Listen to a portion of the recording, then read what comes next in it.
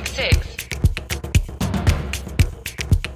Oil markets here ahead of President Biden's visit to Saudi Arabia. The Saudi-led OPEC Plus group of oil producers, which includes Russia, said on Thursday it would stick to its planned oil output hikes in August.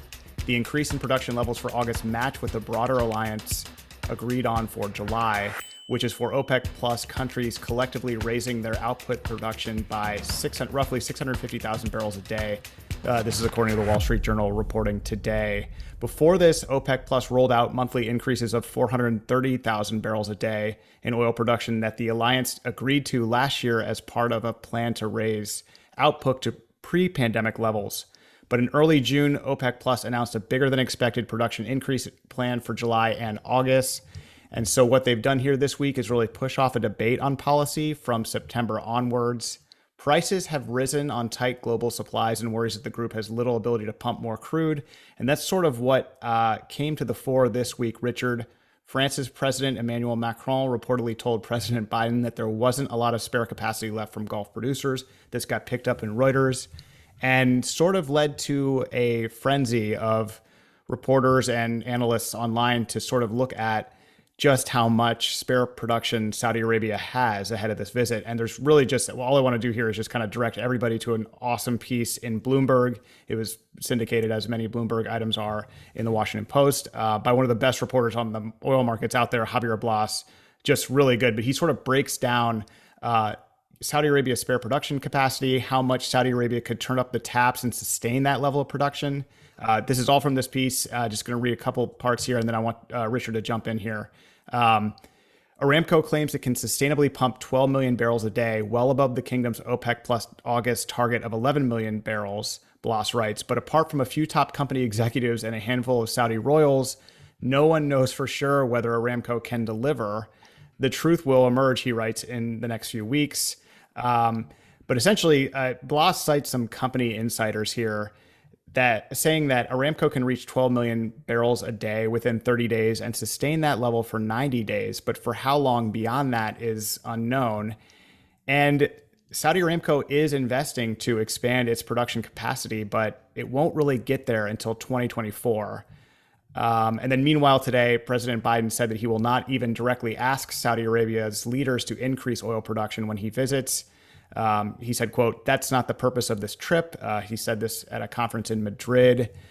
So long, winding road here, trying to make sense of oil markets. But the sort of just general understanding, Richard, of Biden is going to Saudi Arabia to ask them to pump more oil is actually factually incorrect. Maybe there's some stuff behind the scenes, but in addition to that, there really isn't a ton of spare capacity anyway. So very interesting. And we're doing a lot of stuff on the Biden visit coming up to Saudi Arabia. So I just thought this was worth looking at here. Yeah, that's a good topic. And I echo your comment that Javier Blas piece is good, is really good.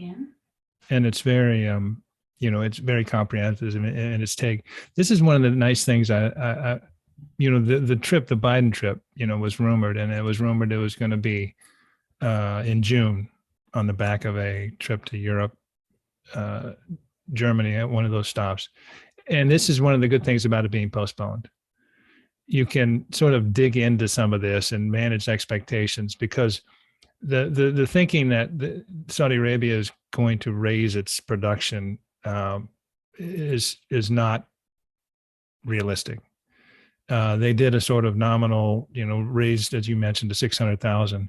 But there's very, very few reasons to do it. One, I think there's a real concern that there's already, this isn't the answer. More crude is not the answer. The bottleneck right now seems to be refining. Saudi Arabia has been very cautious. The other thing is a couple other things. Number one, OPEC is already underproducing something like 2.5 million barrels a day from its members. I mean, Algeria, Nigeria, Angola, they're all having trouble hitting their targets.